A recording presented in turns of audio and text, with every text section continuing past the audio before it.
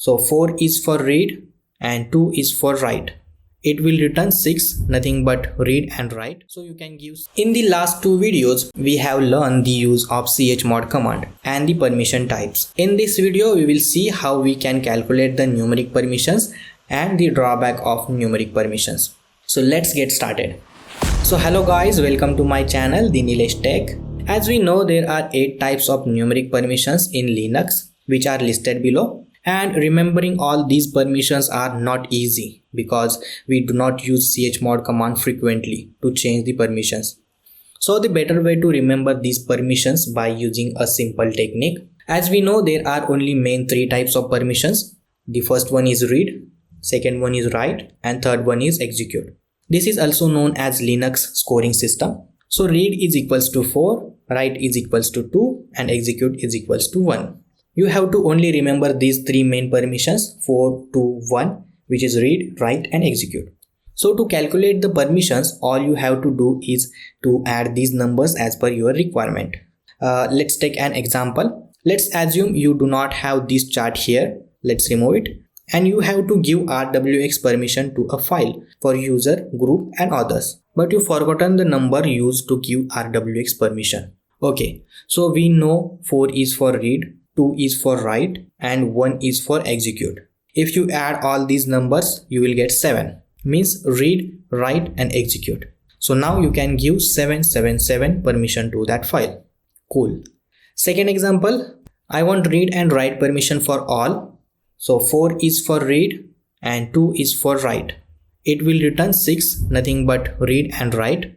So you can give 666 to the file. Let's take one more example. For read and execute, 4 is for read and 1 is for execute. We will get 5, nothing but read and execute. So you can give 555 to the file. Great. So this is how you can calculate numeric permissions. And now let's see the major drawback of the numeric permission. And the drawback is it does not allow you to add a permission only to a specific level. That means Linux has 3 levels: user, group, and others. Let's take an example by using character permission. So I have a file test and it has RWX, RW, and R permission.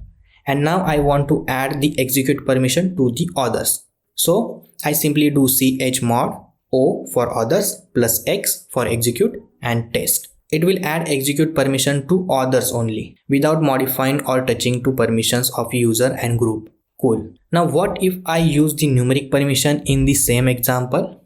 Okay, to do that I have to specify permissions for users and groups as well, because we do not have that functionality to specify the permission to a specific level. So first I should know the old permission of the file. Here you can see read, write, execute means 7, read, write means 6, and read, execute means 5. Now I want to remove the execute permission from others. That means others must only have read permission, which is 4.